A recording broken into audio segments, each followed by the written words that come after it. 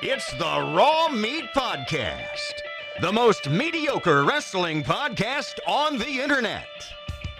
With the smart Greg Adams, the nature boy Jay Watley, and the hardcore icon Puff. Okay, so we are rolling, and this is the Raw Meat Podcast, but it is, and it's been a long time, which is why we are designating this. We're going to skip a little ahead. We're going to call this episode 201 because this is going to be season number 2. Think of it like this. We're The Walking Dead, and we just took a 4-month break in the middle of the season. And somebody may catch a bat to the dome by the end of this, but this will be... Jay did. We killed him off. Yeah, Jay's not here. Jay's normally not here, but Jay is our prediction champion as well. What we have been doing, even though we have taken a break from the podcast, we have continued to make our predictions for WWE's pay-per-views, and Jay has held the belt for a while now. We don't know the exact number, but for Season 2, he will be starting as the champion. Too damn long, if you ask me. Far too long. Which the good news is, there is a pay-per-view this Sunday, Hell in a Cell. One of my favorites of the year. Raw exclusive pay-per-view, and we will be making predictions during this show, but we're going to change the prediction, the way that we do them. We're going to change the structure. Before we were just going with whoever picks more winners is the champion. Which got terribly confusing because there were so many ties, and it came down to one. So we changed it up a bit. Yeah, we're going to go with a point system, a 3-2-1 point system, and the matches will change based on the pay-per-view, which one's worth 3, which one's worth 2, which one's worth 1. If you ever hear us do a 3-point pre-show match, you know there's probably something going on there. But we'll get to all of that towards the end of the podcast because we have a lot of stuff that we need to talk about. Oh, God, we could fill an hour just talking about TNA. Yeah, and I don't even want to spend that much time on TNA, but if we want to, let's go ahead and start with TNA. You are way more versed in what's going on with TNA than I am, but for somebody who is just a straight WWE honk who knows nothing about what TNA is, give me the 30-second elevator story on what's going on with TNA. Okay, so basically, Billy Corgan is suing Dixie Carter because there's something in the contract where if they defaulted on bills and didn't do what they're supposed to, the company was supposed to go to Billy. So that lawsuit's going on because guess what? TNA owes an ass load of cash to pretty much everyone. They've canceled filming for the foreseeable future until this lawsuit's done, so no more deletions. No more deletions, but Mr. McMahon, Vince McMahon, apparently was in the bidding war to purchase TNA at some point, even going as far as starting to ask questions in surveys on the network. Well, I have a little update on that. Apparently, as part of Billy's deal, Billy actually has control of the library as we speak.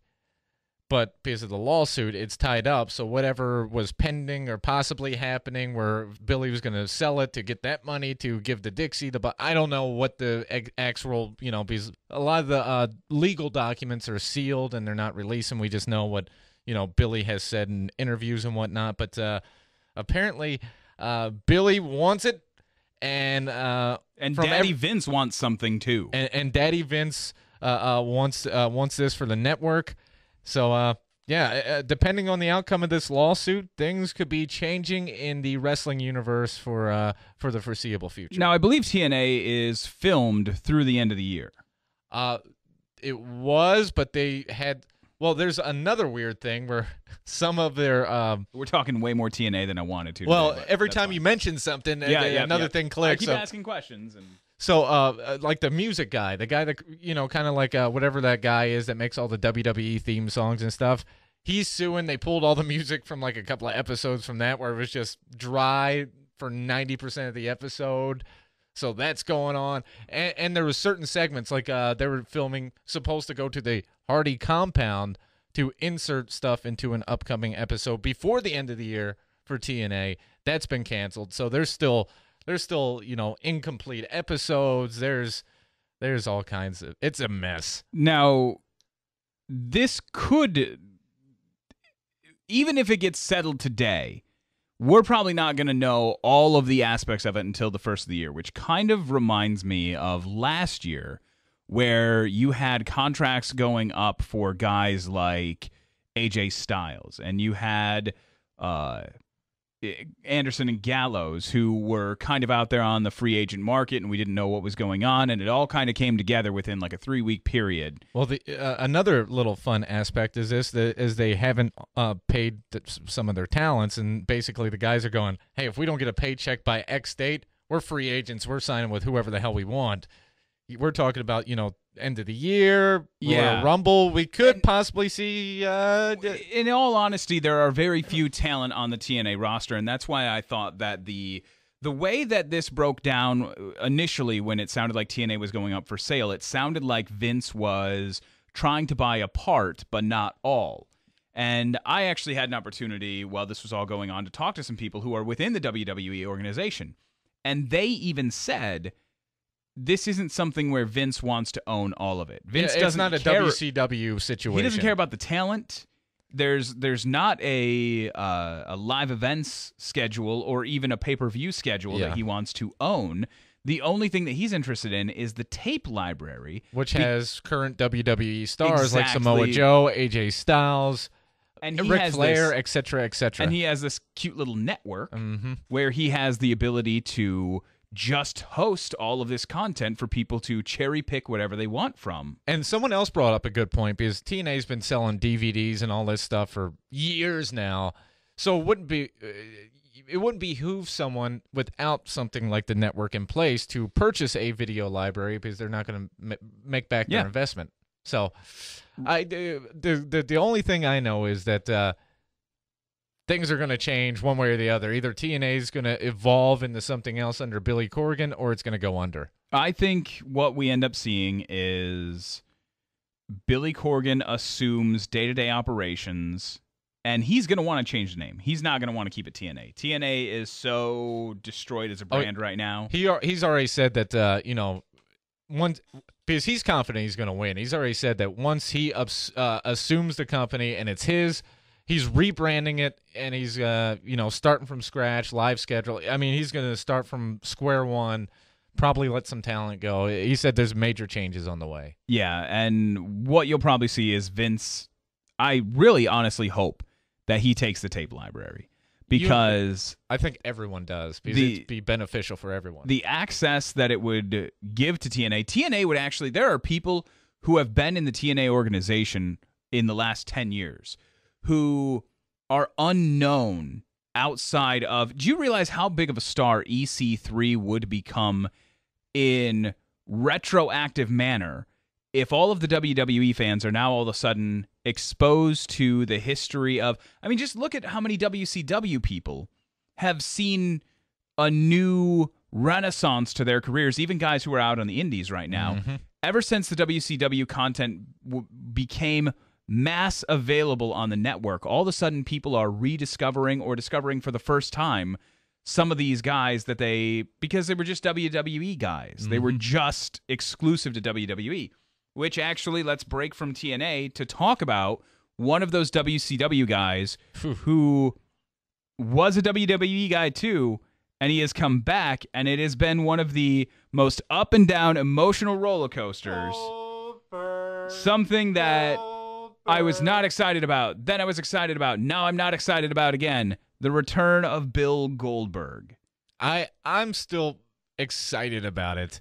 Even after the Paul Heyman promo on Monday night? God, you know what the thing, I don't know what the hell they were thinking. From what I understand, according to everything I've read, is Paul Heyman has not creative control, but he has final say. Like people give him the idea, and he can craft it any way he wants. As long as he hits the bullet points. Hell, he can take it in another direction if he wants to. But for some reason, I don't know what was going on. That was just bad planning, bad ideas, and bad delivery. This is something we've talked about before, where there are a lot of guys who have creative control as far as we're not going to tell you how to get there, but you have to get here. This is the end point. This is your start point. Hit this, and this is your end point, and they give them creative control. The problem with that is when the end point is so far away or so unobtainable, there's nothing that person... And Paul Heyman may be the greatest on-mic sports entertainer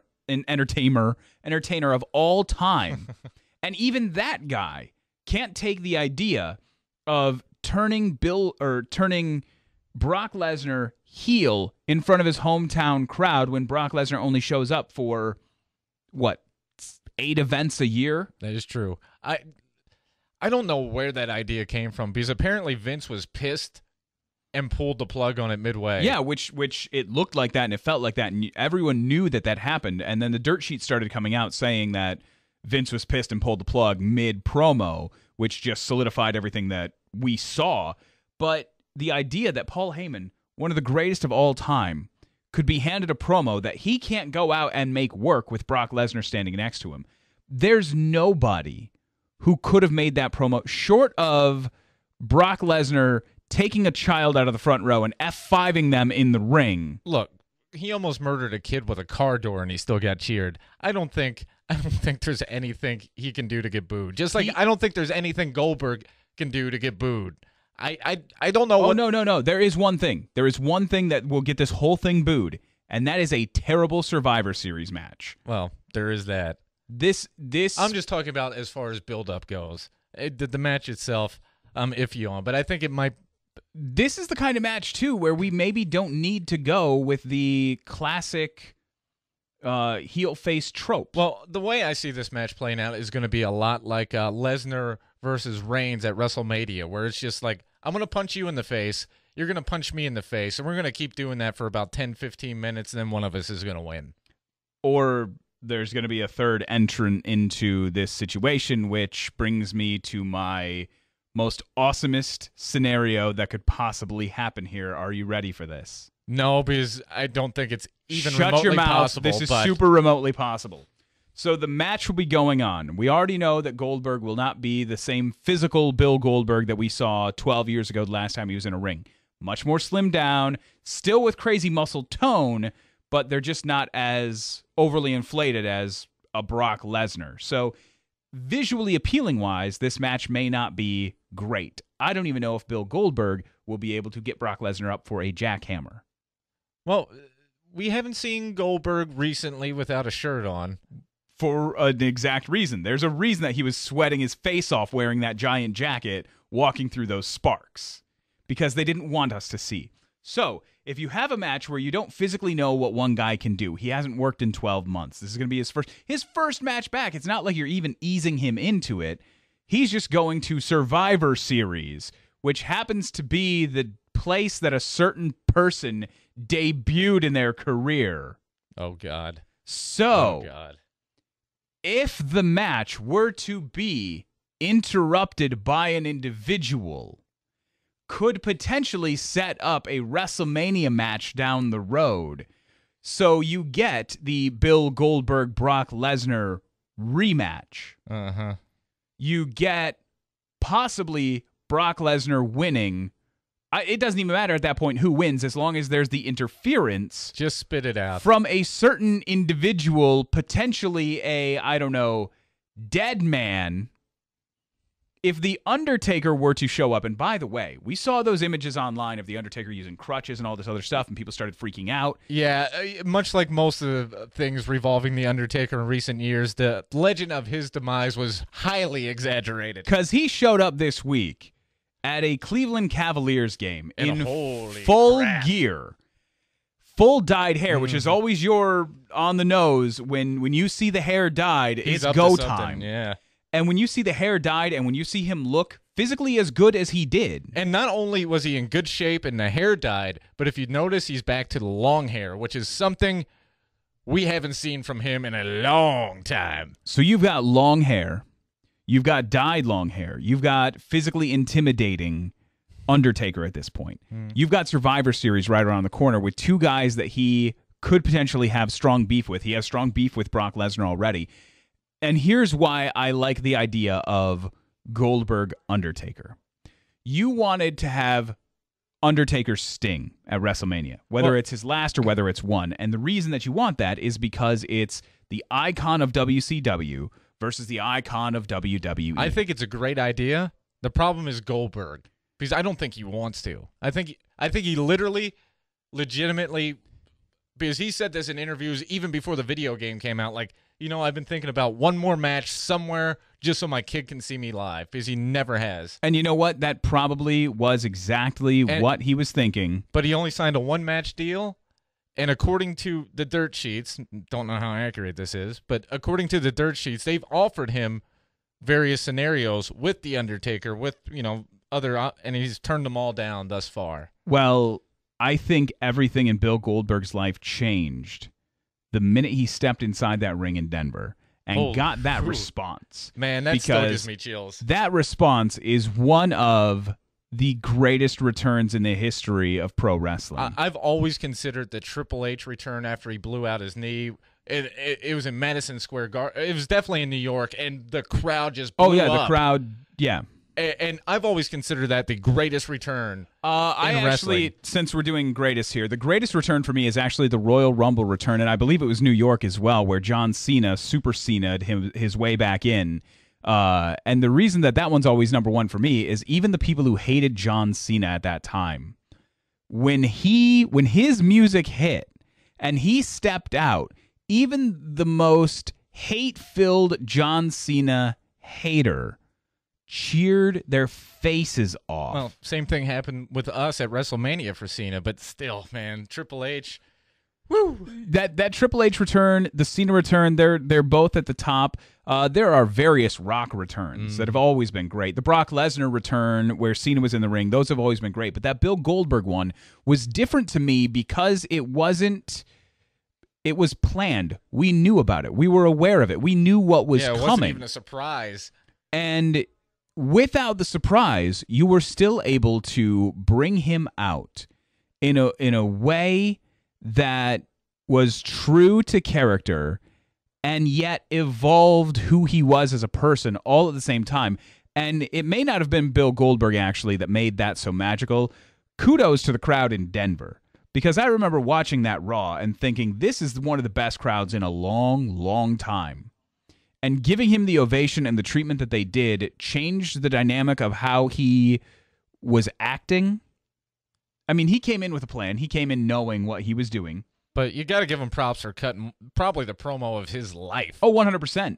And it was all real. And I don't know if the promo gets cut the same way, because, again, he's not reading a script. He's told, here's point A, make sure to hit this, and here's where you end.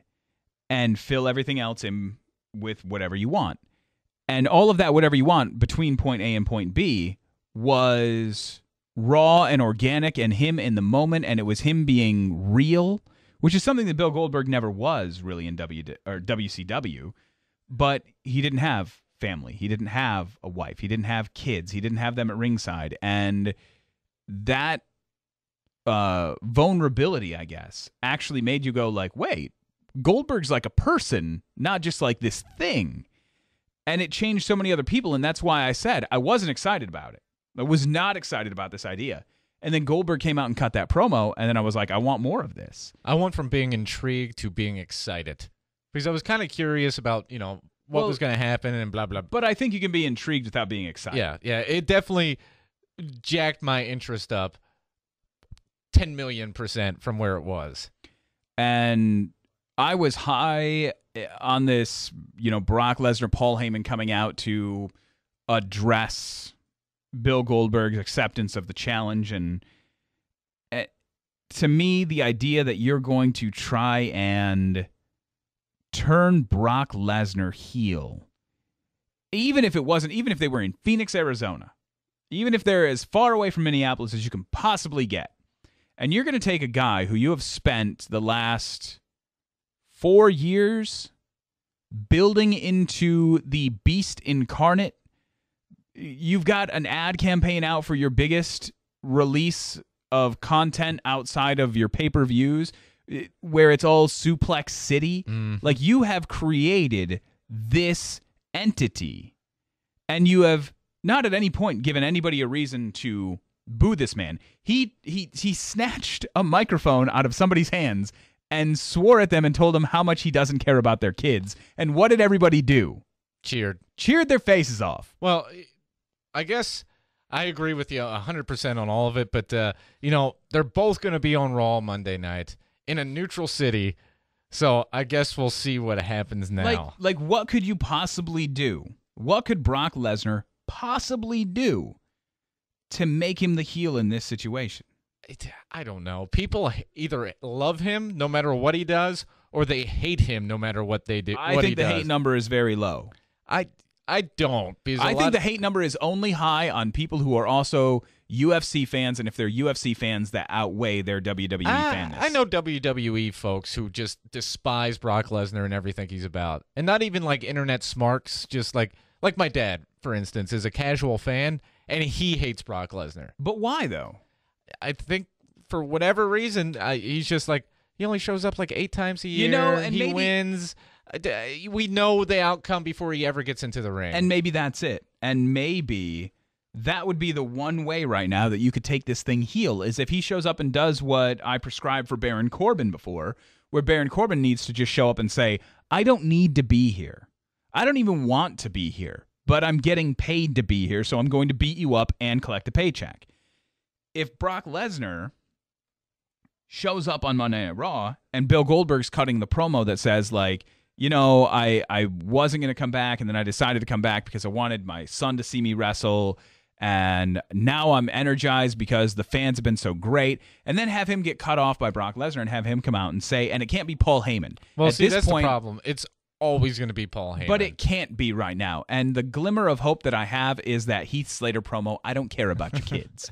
Because, or it was actually something different. That's a safe paraphrasing. I don't give a bleep about your kids. Right. But if you take that Brock and you give him the microphone, maybe Paul Heyman starts the promo. He gets the ball rolling.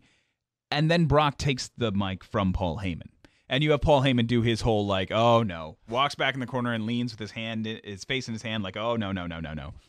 And you have Brock cut the promo about, not only do I not care about you, Bill, and not only do I not care about your son, Bill, I don't care about anybody here right now. I don't even care about anybody wearing a Suplex City. And you know what? That is true, too. Because Brock Lesnar doesn't care about anybody. He doesn't care that you're giving him money. He doesn't care about anything outside of the Lesnar compound with Sable and his little beef children. That's all he cares about. So, if he comes out and cuts a promo where he's just telling everybody how much he despises everybody involved with everything, and he's just there to collect a paycheck, and he goes completely overboard on the hatred aspect, perhaps he could tap into the same thing that your dad hates about him and do it with everybody. And he could even call it what it is and say, I only show up for 8 matches a year, or not even 8 matches. I only show up on TV 8 times a year because I hate all of you. It depends, I guess, on how much longer you plan to use Brock Lesnar. Because this could be the bridge burning that will end his time. And you know what? In all honesty, if I'm Vince McMahon and I have built right now some other great talents, they may not have the same level of cross-contamination that somebody like Brock Lesnar does. Like, Seth Rollins isn't there yet. Seth Rollins has the potential to be there. But if I'm paying Brock Lesnar the kind of money that I'm paying Brock Lesnar, and Brock Lesnar is being a pain in the balls as much as Brock Lesnar is being, and I'm not getting the kind of work out of him, because right now, with Survivor Series, if you tell me it's Lesnar and Goldberg, how far outside of WWE does that reach? I think it's probably a good bit, because you get people with nostalgia who maybe hasn't watched wrestling in a long time, like Goldberg versus Lesnar, not even aware of what Lesnar's done in the past 10 years. I think you'll get some of those people in. I think the only reason, legitimately, that Lesnar is still around under the current situation is the fact that you can plop him down in any match on any pay-per-view and people will tune in. Which, you know... But for how much longer? Maybe that's the question. For how much longer? You know, I think the clock's ticking, but I think you could probably get another year out of him, minimum. Because they don't have another guy on that level. I mean, the days where you can call... I mean, you have The Rock, who can obviously bring in people like that. Undertaker can as well. But outside those two guys, and one of them's on his way out, you really got nothing. Which I hate to say that. I mean, I love AJ Styles. I love some of the other big names, but you don't have a guy that's on Rock, Lesnar, Undertaker. I mean, Cena, even now that he's backed off a little bit, he doesn't have that kind of pull. The thing about Brock right now is that it's a one-trick pony. Oh, I agree. I'm not a. When was the last great Brock Lesnar match? You want me to be for cereal? Yeah. WrestleMania, what was that? 31 was pretty good, but that had less to do with Brock and more to do with Seth Rollins. Probably the last great match that he carried, God, this is going back some years, was the Iron Man match on SmackDown versus Kurt Angle. If you look at what he has done in pay-per-views. I mean, he's had some solid matches with The Undertaker. But those weren't even solid matches. Those were... I mean, they were good to solid, but nothing really beyond that. I'm trying to rack my brain. Seriously, the last great match I remember with Lesnar is versus Kurt Angle. And you didn't... I mean, if you look back at WrestleMania last year, that was probably the worst match of the entire program. And it was the worst match not only to see visually... But listening to Dean Ambrose, it was the worst match to try and put together. Yeah, because Lesnar just did. Well, I'm going to hit you with this barbed wire bat. No, you're not. No, you're not. I'm going to hit you with a chair. No. I'm going to put you through a table. Yeah, I don't think so. No, you're not. So, I mean, Lesnar's a pain in the balls. I think we can all agree about that. He's not. And he wasn't the draw at WrestleMania. Like, he was a draw, but WrestleMania would have been fine. I don't know if they would have got to the number of ticket sales. Oh, they absolutely would have. Because there was a ton of Suplex City shirts in that crowd that they sold in Dallas with the cowboy colors and everything. There is that. But I don't know if that's so much. You could probably do that with almost anybody on the roster as long as you made it a specific to the city shirt. I think that's what it makes it more. As someone who was at WrestleMania and went to the merch booths to buy shirts, everybody basically had their own specific to Dallas shirts. There was only 3 you couldn't find. Well, it was difficult to find the Austin one. Mm-hmm. And it was difficult to find. Was it New Day had one? No. Yeah. Well, that was an online exclusive. The booty's big and bright. They didn't have those on the board. I thought that was sold there. I thought I saw that. If there was, I hit like 9 out of 10 merch booths, so it must have been at the one that I didn't go to. But the 3 I could not find. I actually found one on the ground, so I took it. Lesnar, my Suplex City shirt. But the 3 shirts I couldn't find was the Dallas 316 Stone Cold shirt, the Undertaker shirt, and Lesnar Suplex City. But I think that I really do honestly believe the Suplex City is less about Brock and more about the city. And I don't know how much longer Suplex City matters because of the way he's been used and because of the way he wants to do matches. Like, you were right with the match between Reigns and Lesnar at WrestleMania 31. That match wasn't great and wouldn't be remembered as being great outside of the fact that it appeared that Lesnar was it was a shoot match against Reigns. That was the birth of Suplex City, might I add. But if Rollins doesn't make that entire WrestleMania in the last 90 seconds... Well, we end up with Roman Reigns versus Triple H where no one cares. That's not... You can't put that feather in the Brock Lesnar cap. Mm-mm. And Brock Lesnar can't take credit for 90% of what he's done since then. I don't think Brock Lesnar is something that is going to last more than another year. So if you start the program right now of Brock Lesnar burning the bridge... You can build up Goldberg for maybe a WrestleMania match. You're not going to get a great... What could you possibly do if Brock Lesnar's going to appear 3 times between Survivor Series and WrestleMania? What could you possibly do to make him interesting at WrestleMania? I don't know. I don't have answers for that, but people, for whatever reason, they see his name on the card and they show up and buy stuff. So, you got that. It beats the hell out of me. I'm not excited about it. But, they finally used him right in the Randy Orton match where they just let him go out there and literally almost murder a man. Well, that's what they have to do, I guess. If you're going to have... I other than legitimately letting him kill somebody, I don't know what you do. But maybe he becomes the legend killer on his way out the door, and then like someone like Vader who can still go comes back and kills him, and that's the end. Or setting up for Vader going into the Hall of Fame or something. I don't know. Well, this is what you do with Brock. If you've spent 4 years, 3 years, whatever it is, building this beast incarnate, you have one benefit on his way out the door, and that's to have somebody like, and I hate to use this name because I don't think it's going to work, and they'll probably give it to somebody else, but somebody like Bray Wyatt has to beat him.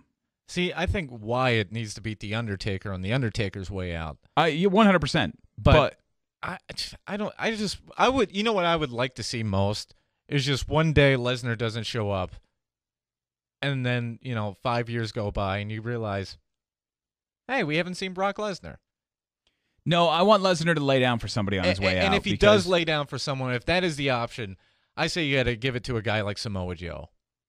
Well, if that's the plan to build, if you want to make Samoa Joe into the Beast, whoever beats him is going to be the next Beast. And that could be Samoa Joe, that could be Bray Wyatt, that could be Kevin Owens. Well, Kevin Owens would be good, but I don't think he needs a win for any reason. Like, Kevin Owens has got his own thing without Brock Lesnar. He doesn't need that. There's guys that need those types of matches and those types of situations and those types of rivalries and wins.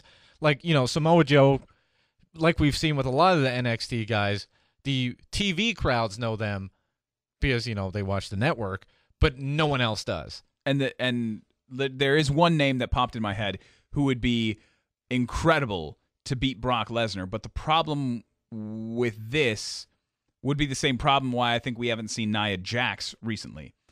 Braun Strowman beating Brock Lesnar would be incredible. But like I have a problem with the Braun Strowman and the Nia Jax characters right now, if they are that insanely dominant, how are they not the champions? Which is where we got to with Kane back in the day. Mm-hmm. Like Kane, the Big Red Machine, was just mowing people over. And I do remember, even in my younger years, having people say like, hey, wait a second. If Kane is this all-powerful demon, how has he not held the belt? And then he gets the championship, albeit for a very short period of time, one day. But that eliminated that now. Like, okay, well, he did win it. He did have it. So Braun Strowman could be built into this beast, which he has been. But now you're asking yourself, okay, if you have the most dominant guy who even Chris Jericho is afraid of backstage, why is he just fighting 4 jobbers at a time and not actually going for a title of any kind? Because the way that you build him is that he could beat Kevin Owens right now. I think that's going to change, though, after Sami Zayn gets his hands on him. I think that's what you have to do. Speaking of which, that's the match I forgot that was on our card. Oh, we don't have that one to pick? Yeah. Oh. Well, that could be a problem. Mm-hmm. We're fine, though. All the picks are in. Nia Jax is another one that we haven't seen because, she runs through... She literally killed Alicia Fox. Well, Alicia Fox, asked for it, but tried to take her face off with a box of Kleenex, and that ended that. But Nia Jax, it's like an NXT. Yeah, she got the championship match against Bayley, and then Bayley kind of beat her in just kind of a, I don't know. Nia Jax needs to be a dominant force, and you got to give her that championship at some point. But go from all of the really big people in the Beast to something we haven't got a chance to talk about since we took our hiatus, the Cruiserweight Classic. We talked a little bit about it while it was going on, but there hasn't been a Cruiserweight Championship belt. TJ Perkins hasn't been the Cruiserweight Champion since the last time we talked, so I guess it's time to visit that. And I know you're sort of a fan of the Cruiserweight, so I can give you the floor first, and then I can lay my grievances out. Well, I like the matches. What I don't like is they basically plop these guys on TV with no character to an audience that really doesn't know or care who they are because you've never given them an emotional investment into any of these people. But they have been trying to work on that a little bit. They've got this thing going where they're giving, actual promos to build character and make people like, oh, yeah, I like this guy, or yeah, this guy's a dick, I hate him. They're actually giving them characters and backstories and, trying to weave them into storylines, not just within the cruiserweights themselves, but with the main roster, which they probably should have started from the get-go instead of letting it go a month before, infusing them. But I mean, otherwise, I hate T.J. Perkins. Anybody that dabs should get the hell beat out of them. But other than that, I've been enjoying the matches. I enjoy what they're putting together. So it's got a future. It's got hope. I just hope they get there before it's too late. Yeah. Before people lose complete interest in something they didn't care about to begin with. And that kind of leads into my beef. And you know my beef. My problem was that you take these guys who are relatively unknown quantities and you slap them on TV, but instead of integrating them into the regular roster as a regular part of the show, you purple out everything. You purple out the Titantron, the ramp, you purple out the ropes, you purple out the skirts, you purple out everything, and you go to commercial break. So if you're somebody who has not watched the network and has no comprehension of the Cruiserweight Classic, you go to commercial break, and you come back. You go away on Raw with red ropes and regular Titantron, and everything is normal, and you come back, and all of a sudden you're watching a completely different product. Well, I wouldn't say completely different. Everything that's skinned is completely different. Well, again, using my dad as an example, a guy that's not into wrestling, he's not an everyday watcher, he doesn't have the network, that type of guy. Like, every time he sees the ring change, like the purple, he's like, oh, these are the Cruiserweight guys I've heard about so long. Like, it's a branding thing where in his brain it clicks, and then you're like, oh, these are these guys. My problem with what they did is you did all the thing to get the branding and make people aware, like, hey, here's the spotlight, here's the guys we've been telling you need to watch, and then they just tossed the guys out there with nothing. I would have preferred if they would have taken a couple of weeks and done some vignette packages, and eased them into the regular performance. Like the WCW Cruiserweights were awesome back in the day, but you would just be told that coming up next there's going to be a Cruiserweight match, and then you'd come back and it'd be regular Nitro, and it would just be La Parka and Rey Mysterio. Well, they also, before the Cruiserweights, like you were saying, they ran things to kind of condition folks as opposed to the Cruiserweights are coming just verbally, and then one day they're there. And so, I mean, the other two beefs that I have right now is before the match, the referee does the whole like knee and checking for foreign objects. They don't do that before any other matches. So why are we changing how the Cruiserweights fight versus everybody else? Well, just on that note, they don't show it on TV. Yeah, they do. Well, I'm talking about for the rest of the matches. Oh, yeah. No, they do. They people just run in the ring, and then the ref rings the bell. Like, people just walk down, and they don't go to the corners, and they don't get checked. They just ring the bell. Well, when I was at Raw in New Orleans, they did during, like, while there was, like, promos or whatever on the TV, or, like, the ref would go through the process. I haven't seen it done. That's why it stuck out in my mind that I saw them do it with the Cruiserweights, because it's like, wow, this is super old school. You used to see this all back in the day, but only for the Cruiserweights. And the other thing is that the WCW Cruiserweights were great, and it caught people's attention because they weren't relegated to that division. Yes, they fought in that division, and they fought for that belt, but much like a tag team member can fight outside of the tag team division, they allowed people like Chris Jericho and Eddie Guerrero and Rey Mysterio to fight against anyone else on the roster. You could have an actual match involving somebody who is a cruiserweight versus somebody who's a main roster person. So when they had Sin Cara enter a cruiserweight match, they made a big deal that he was leaving the main roster to join the ranks of the cruiserweights. I don't think they said leaving the main roster. They said he was joining the cruiserweight division. There shouldn't be a barrier. He should be allowed, Sin Cara should be allowed to still get in the ring with Braun Strowman and get murdered. Like I said, I don't think it was like, hey, you can't wrestle main roster guys. It was more like he's under 205, which makes him in the cruiserweight division, and they were pointing that out. That's the way I took that. But you have a whole different product. They need to stop doing that. And unless you want to start a whole cruiserweight show and put it on the network and have the Cruiserweight Classic continue there, fine. But at this point, I don't think it helps them any. And honestly, even with those problems and with the problems that you raise about how they're being treated on Raw and the lack of storylines on SmackDown, I think the Cruiserweight should be on SmackDown.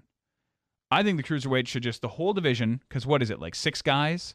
8? It's like 12, I think. I don't think it's that many. Unless they've got a bunch of people that they just haven't shown yet.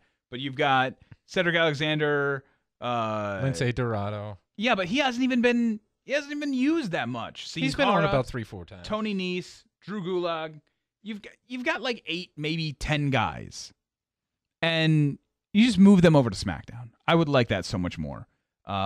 We've got a bunch of other stuff we could talk about, but I just want to get to the predictions right now because I keep looking at the prediction list. I want to get this thing out there. I know that from what we've heard, and by the way, let's take a moment to say thank you to everybody who's actually reached out on Facebook and Twitter since we took that little hiatus there, because we're honestly sitting here like, yeah, some people are listening for a little while, but nobody really cares. Nobody cares about this. We do this for us. And then all of a sudden we started hearing from people like, hey, where's the podcast? What's going on with the podcast? But being What's lazy, happening? you bastards. Yeah. And it was like, wow, okay, people are paying attention. So thank you to everyone who is actually paying attention to what we're doing. And a lot of people asking about the predictions too, because people enjoy hearing us argue over these predictions. So we're going to jump into the Hell in a Cell predictions. Jay is the current champion. Mm-hmm. He is not here because he's actually doing our regular jobs. Broadcaster by day. No, actually, I saw him just walking around, and he knows what we're doing. I think he wants.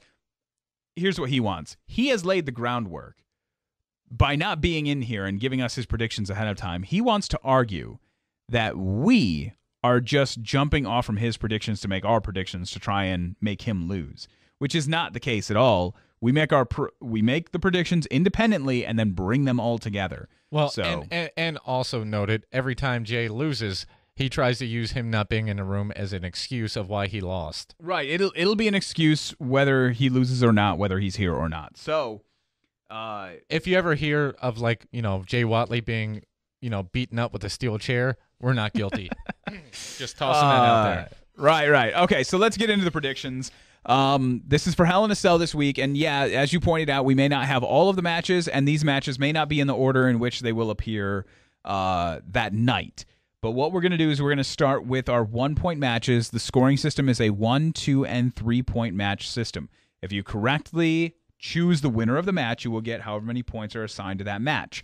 Whoever has the most points at the end of the night, I think it's a total of 16 points possible on this card. Whoever has the most at the end of the night will be given the championship belt. If there is a tie, which there's still the possibility of, whoever holds the belt, we've never had this scenario, so maybe we should come up with a solution to this. If the champ ties with somebody else, the champ retains the belt. It's the championship advantage. Yes, champion's advantage. The Ric Flair rule. However, what happens if you and I tie? Rochambeau. I like it. We'll Rochambeau. And when we say Rochambeau, we mean rock, paper, scissors, not actually kicking each other in the crotch. Oh, no, I meant like legitimately kicking each other in the crotch. Last man standing wins. Then I get to go first. As long as you don't wear your steel toe boots. Then we're just going to have to rock, paper, scissors this.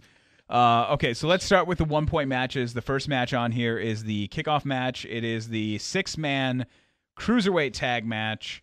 Did anybody actually not pick Sin Cara's team? No, we all took Cedric Alexander. Oh, yeah, if you want to call it Dorado. Cedric's team, I'm just going to call it Sin Cara's. But I call it the Alexander Dorado Botch tag team. and yes, all three of us took him.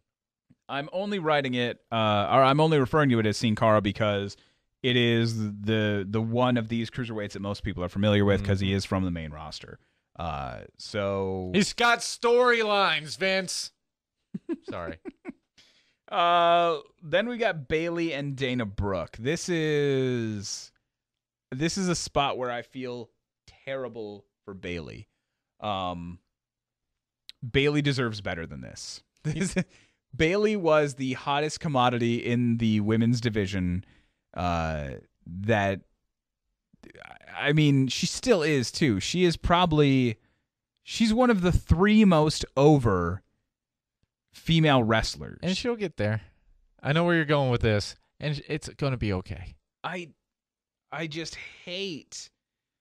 You didn't watch. You were at a concert event on Tuesday, so you weren't able to watch SmackDown. The arm wrestling. Oh, that was on Raw. Yes, I saw it. Yes, it was terrible. The arm wrestling challenge between Bayley and Dana Brooke was. I can't even come up with a word. It was just horrendous. I don't want to call it horrendous or anything Stupid. because it was executed decently, but it was just out of place.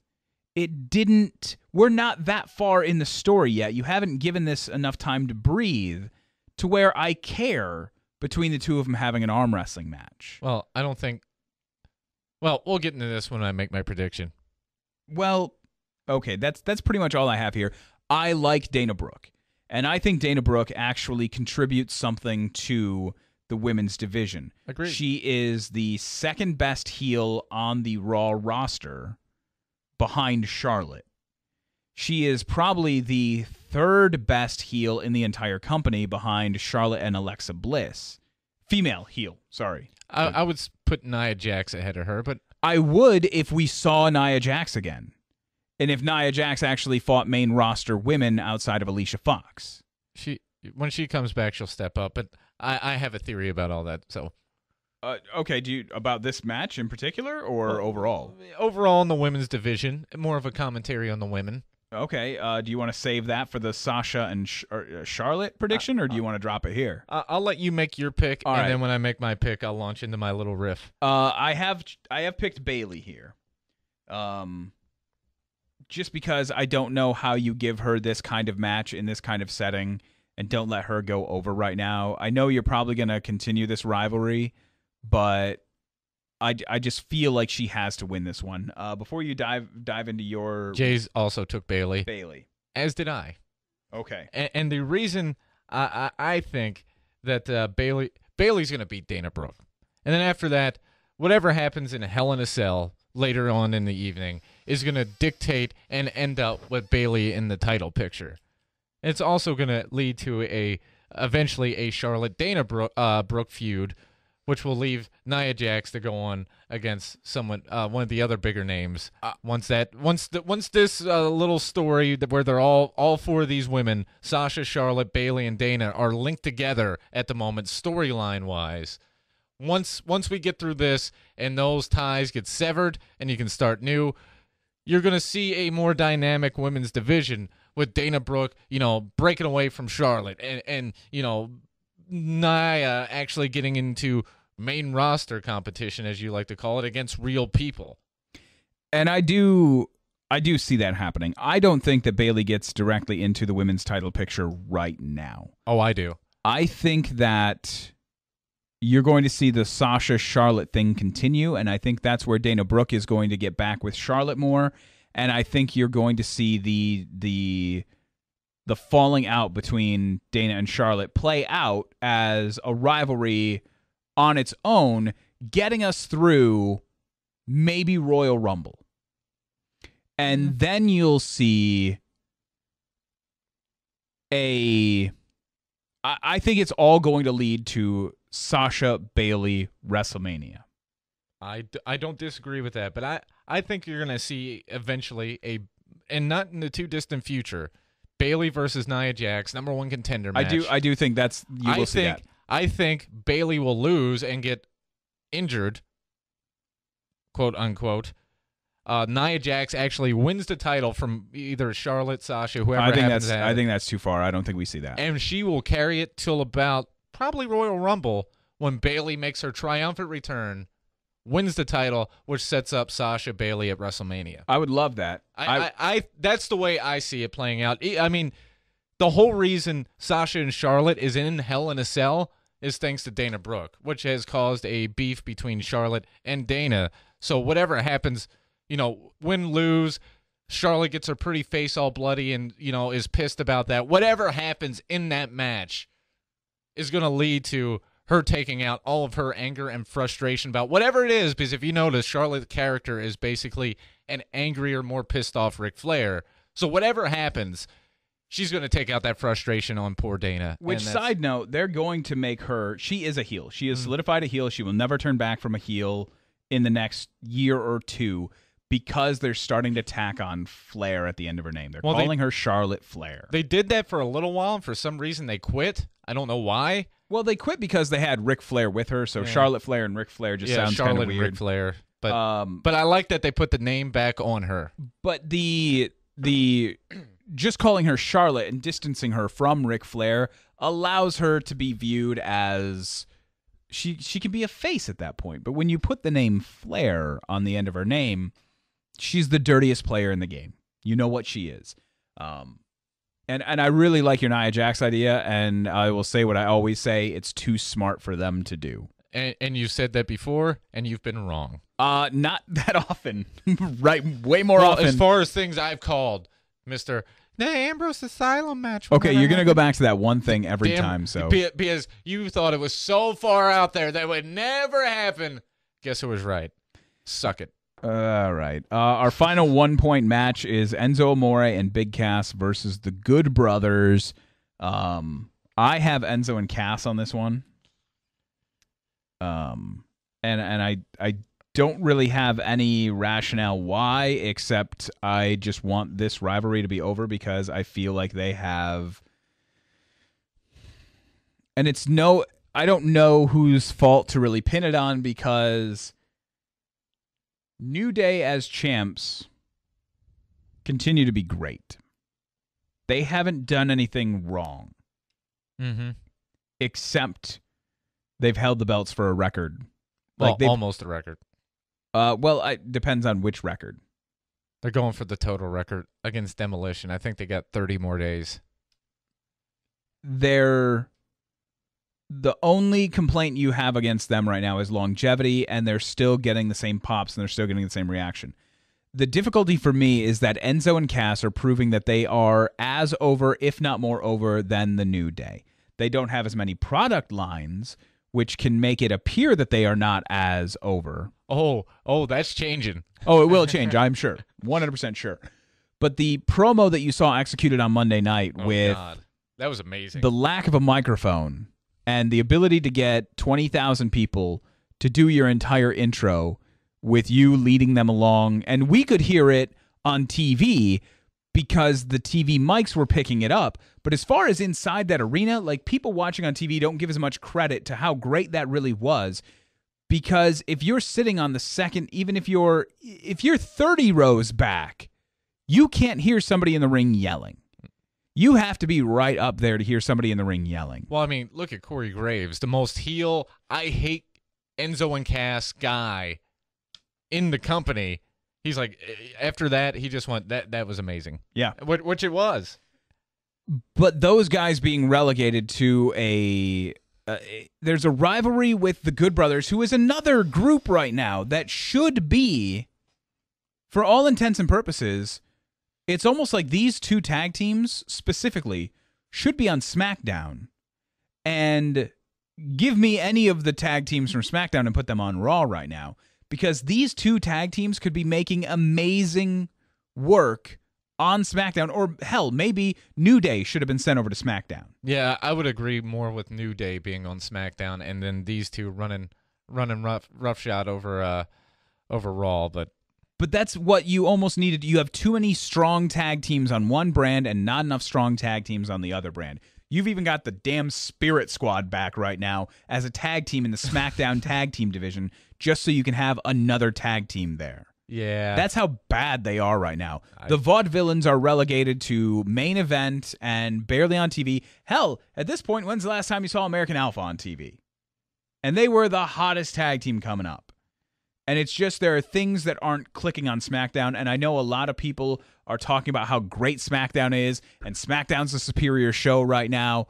I gotta be honest, Raw, to me, is the superior show, and not just because they have an extra hour. That extra hour should almost be a deficit that they have to work out of, but they are doing more work, better work on Raw right now than SmackDown can. I like both shows almost. I'm not equally. saying that I don't like both shows. I like them almost equally, but for different reasons, I guess.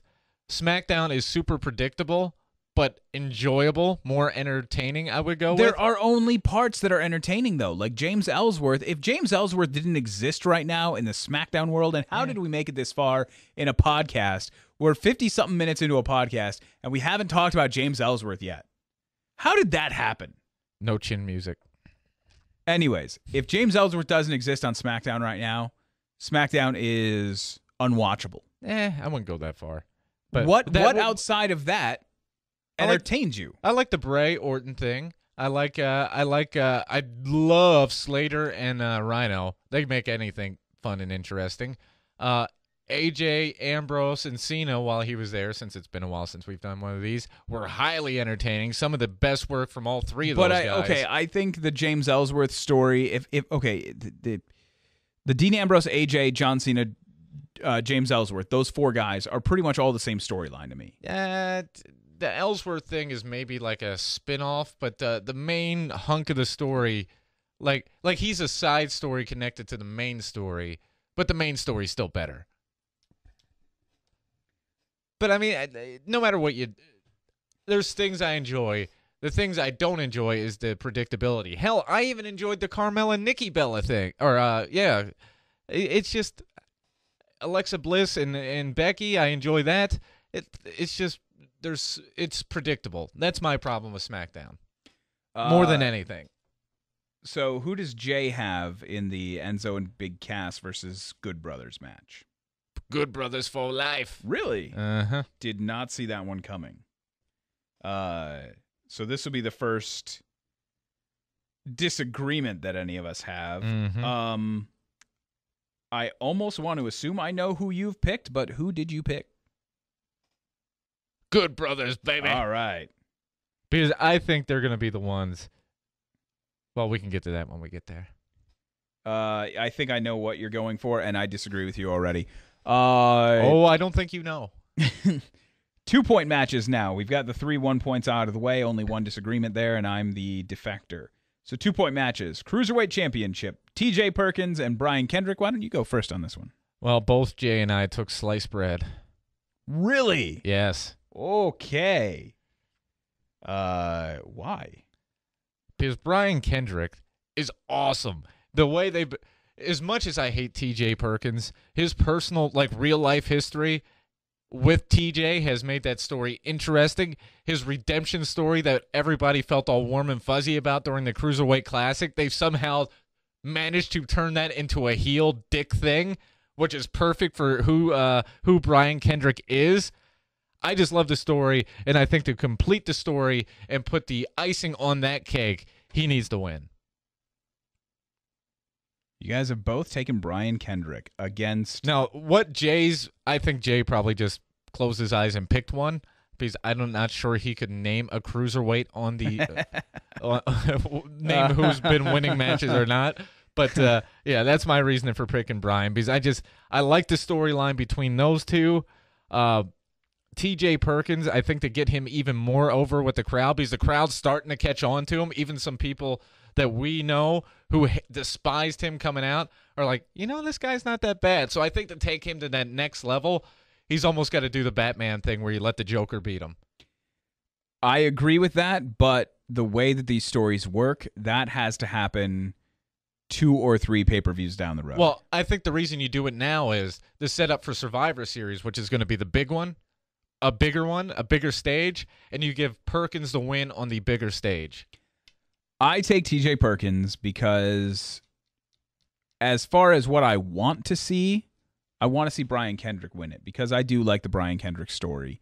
But the way that I think that they have to have this done to justify the characters and the storylines and to justify that title belt, you have to allow TJ Perkins to establish himself as more of a champion, as more of a known quantity, a guy who, if he runs with the belt for a little while, when he gets beat, it means something. And if he were to ever take on somebody outside of the cruiserweight division, you would expect him to be able to hang. I think you need to establish and build more credibility in and around that division, and I think the only way you do that is you allow Perkins to hold that belt for a little while. Plus, like you said, people are catching on right now. Well, I'm just going to make one other thing, because you brought up a good point that it never even occurred to me. You want to talk about guys in the cruiserweight division that have been, against main roster guys. Guess who got screwed out of a heavyweight title championship, a WWE World Championship? Brian Kendrick. So if you get beat by a guy that technically won the World Heavyweight Championship, then you come back and beat him in the biggest spotlight, and they play up like, hey, this guy was, blah, blah, if you do that, pound that for the next 2 months or whatever, and all of a sudden TJ Perkins comes back, gets his redemption, beats him, Kendrick turns face and either goes away or stays or, whatever you want to do with him after this story wraps up, I think that just puts a nice bow on the whole thing. I am very surprised at how we picked that match. I'm very surprised at that. Our other 2-point match is the Tag Team Championship match, New Day versus Sheamus and Cesaro. I will go ahead and tell you that I believe the New Day will win. For the same reason that TJ Perkins is going to win, you've got a cash cow right now. You've got somebody who's going to sell T-shirts and kids mugs and that kind of thing, and also playing into the fact that they have been making this case for the record. It's going to take them another 2.5 years to build a tag team to break that record if they ever want to. So if they're ever going to do it, now is the time. And if we're only talking like 30, 40 days away, let New Day just do it. And Jay agrees.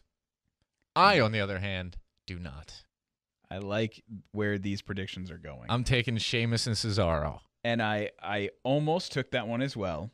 And, when Shawn Michaels and Stone Cold did basically the same bit, those two guys were big. But coming out of it, they were way bigger. And, one of the big things is, on both shows, really, is you don't have enough guys that are legit heavyweight contenders as far as I can concern. You got maybe 2 or 3 guys on both SmackDown and Raw, and that's it. Like, people who you can believe still could win a championship. Well, guess who are 2 guys that are on the Raw roster who probably just need that a little extra something to, because they're both over with the crowd in their own way. People hate Sheamus. People love Cesaro. If you give them the belts and just give them that final push until finally they collapse under their own weight after, a couple of months of bickering, those guys are on a whole nother level by the time it wraps up. I actually agree, and I think we've talked about this before. I think the only reason that you put those two together in the scenario that you have, you construct that storyline, the only reason you do that is to have them win the belts. But I just don't think that you can do that right now with where New Day sits. Well, the thing about New Day is the whole reason they've had the belts for as long as they have is so Vince can make money. I mean, let's just go with that. That's the truth. But I think if Monday night shows us anything, it's that Enzo and Cass are playing on an even playing field. And there's a couple of other guys like the Good Brothers. There's other groups in that tag team division now that can still make money. And you get a great, all of a sudden New Day comes out on Raw. Imagine it. Xavier's not playing his trumpet. They're not dancing around. And they're searching for the power of positivity to get them back on track. I thought that's where they were going with the Wyatt family thing. But I think, due to injuries and whatever, they split them up the way they did, which kind of canceled the game plan. But, right now, if it was a good idea then, it's an even better idea now. I think the New Day... And coming this close to getting that record and being the greatest tag team of all time, undisputed no matter what, as far as records and blah, blah, blah goes, if they fall short, that gives them an extra storyline piece, because we all know championships, as much as we put faith in them, don't mean dick. It's basically just a pat on the back, like, you guys are doing a great job, here's your reward type deal.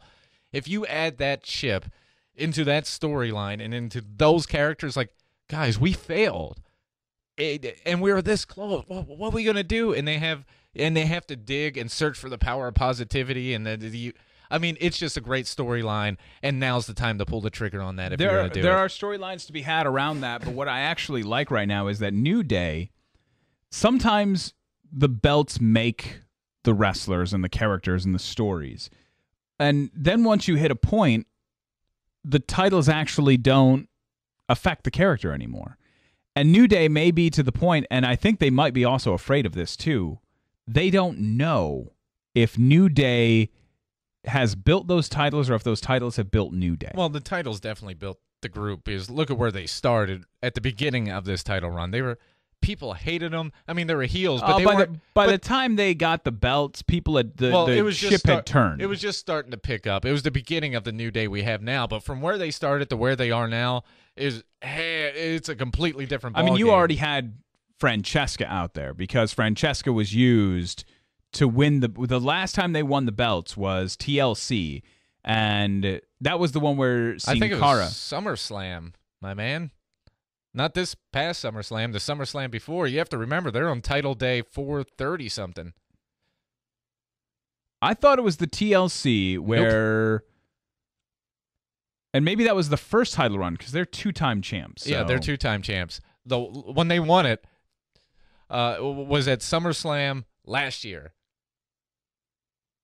Okay, yeah, that would make sense. So the first time they won it, well, or when they won it. Hell, if that was the first time they won it, Francesca was already established the first time because it was the one in Boston where it was like a multi-team ladder match, and Xavier threw Francesca and hit Sin Cara in the back off a ladder. Maybe they already had the belts at that point. Yeah. I don't know. It's all fuzzy.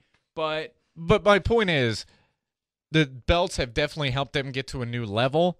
And if you take the belts away from me, but still have that be their goal, like I said, where you break them down a little bit and give them some turmoil, as opposed to the drive to California where they're on cruise control, I think it adds an extra dimension and makes them interesting again. Because I don't know about you, it's the same thing I said about Enzo and Cass.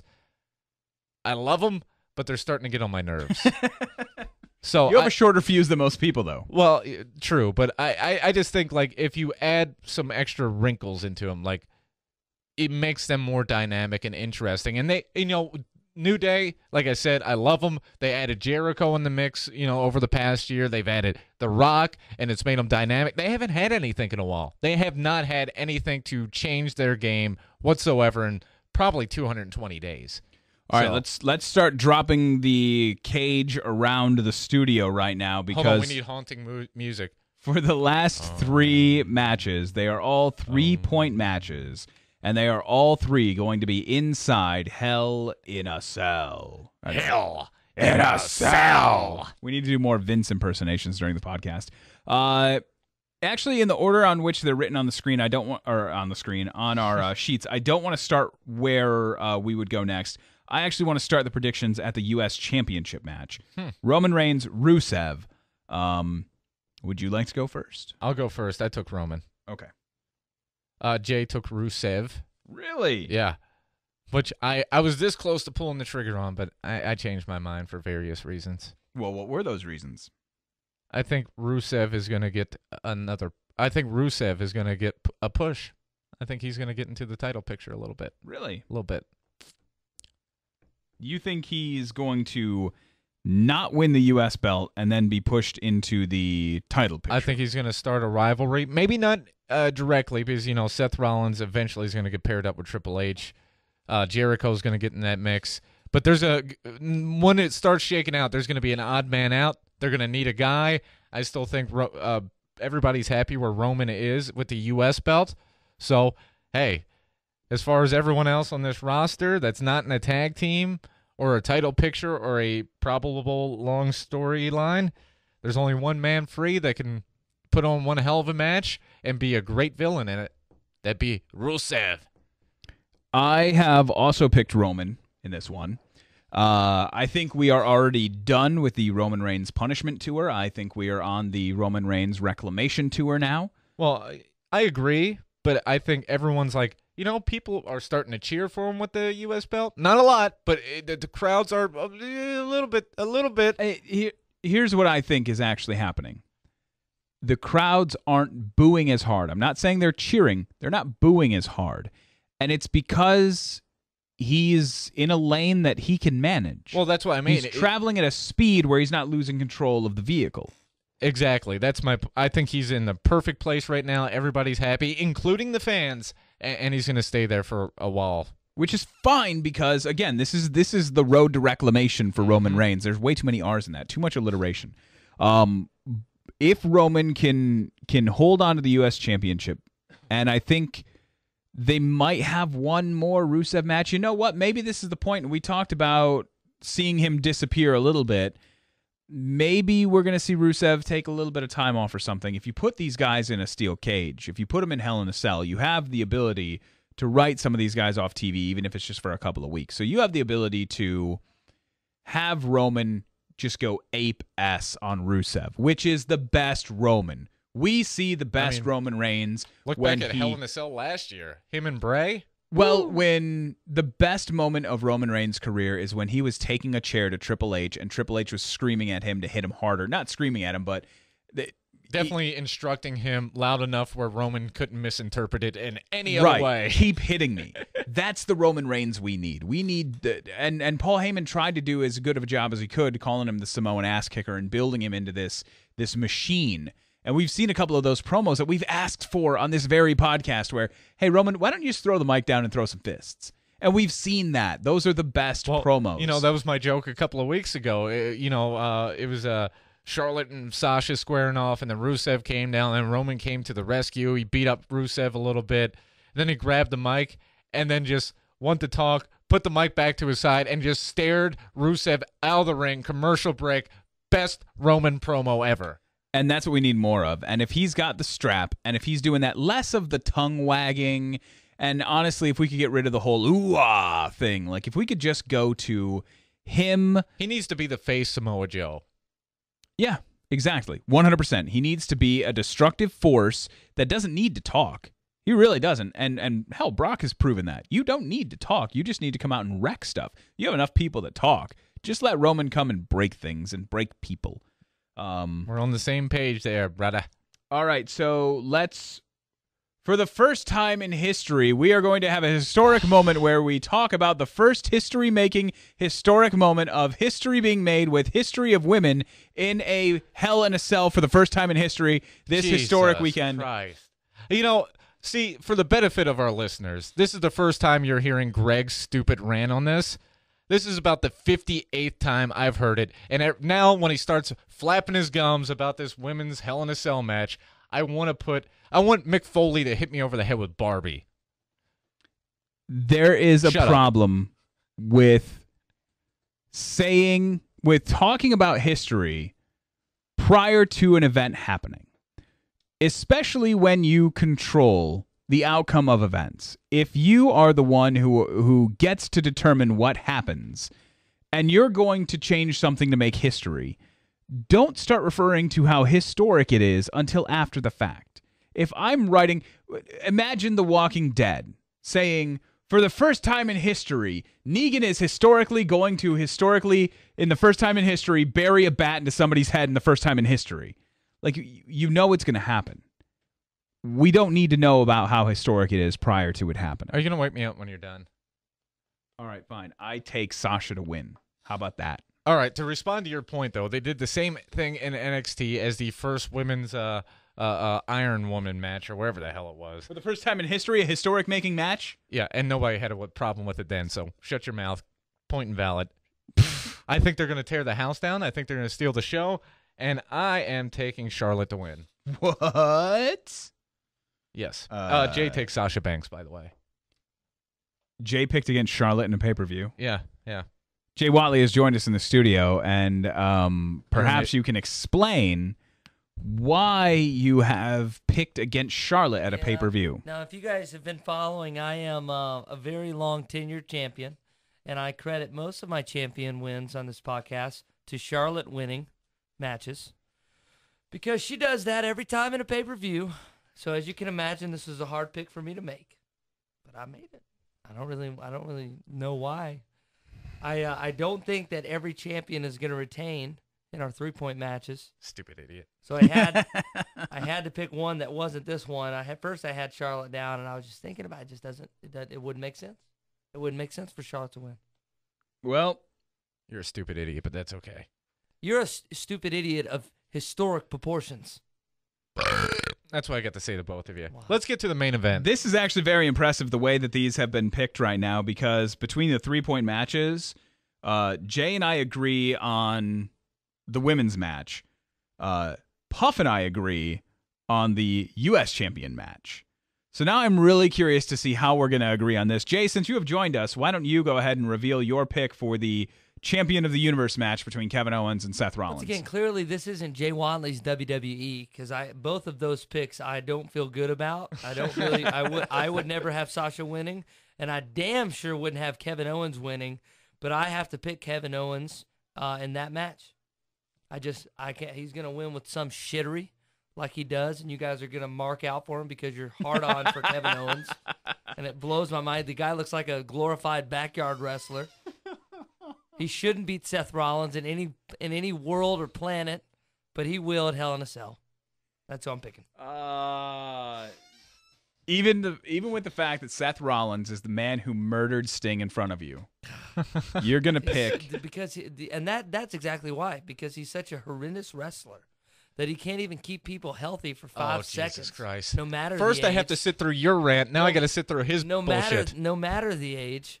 So I think unless he murders Kevin Owens, like there's at least a 10% chance he will on accident, then Kevin Owens is going to win the match. All right, You're not going to strap up Kevin Owens just to de-strap him at the next pay-per-view. Puff. This will be hilarious. Who you got? I'm taking KO with a package pile driver through a cage side door. Okay, now if it doesn't happen through the cage side door, does that pick mean? No. Does that mean it's incorrect? No. And for as much differences as we have had, we're all three going KO. Oh, yeah. 3 for 3. I think that this is the match where you're going to see people break out of Hell in a Cell. I think the sign's going to be laying on the announce table, and there's going to be some brutality. I hope that one of the sides opens up, because there's one man who does not have a match right now, who is going to play into the ending of this match and is going to set up one of the greatest feuds that we will see in the history of forever in WWE. Somehow, some way, Chris Jericho will get involved in this match. And that's part of the reason why I think the side's coming down. And like I said, if you go back and watch Kevin Steen versus Tyler Black, those were some brutal matches. And you put those two guys inside Hell in a Cell, and then you add Jericho in the mix, we're in the mood for magic, baby. Kevin Owens will retain the title, but Chris Jericho will do something that pisses Kevin Owens off. Whether it's Jericho almost costing him the match, or maybe Jericho's the one that gets pissed. Maybe Jericho comes down to help and Kevin Owens hits him with the chair for getting involved. There's something that happens. This is going to cause a rift between the two, and it's going to be magic. I think there's a word for this. Glorious! So you're saying that Kevin Owens and Jericho will be feuding after this? Kevin Owens and Jericho. And so what happens to Rollins? You can't put him anywhere else. A little man called Triple H is coming back for revenge. I do think that is going to happen soon. Why? Why does he need revenge against Seth Rollins? Well, there's the whole thing with Stephanie that's going on, where Rollins has been just dogging his wife. There's a lot of issues that have been building for 2 years. And you could even see Triple H get involved in this too. You could see Jericho and Triple H both getting involved, because if you remember, who was it that personally handed the Champion of the Universe title over to Kevin Owens? Literally handed it to him. It was Triple H. So if you're going to have a moment where Triple H sets up Seth versus Seth Rollins, although I really want to see Triple H Seth Rollins at WrestleMania. I think, but I think it's going to be kind of like with Raw, where he comes out, does something, and then disappears again, and people are like, what the hell is going on? And then probably in a couple of months, we're going to actually start getting in the storyline. But I would be totally okay with that. But I think you see mass interference, a lot of people, bodies flying. If you don't see a red mask in this match, I fully expect Charlotte Flair to be wearing a red mask during hers. I think Charlotte's going to be bleeding, whether it's intentional or not, I don't know. But she's a Flair. There will be blood. Yeah, if she pushes too hard in a promo, she's probably going to bleed out the face. But that's just being a Flair. So, can we wrap this up now? We've been in here for like 3 hours. Yes, we have. So we're going to wrap this up. Shut up. And we will recap this coming up on Monday. We'll reveal who the champion is. We will be back, and we will hopefully be more regular with our podcast. We already know who the champion's going to be. And they will not be this long every time. They are going to be much shorter. So that's the first wrap for the new season of the Raw Meat Podcast.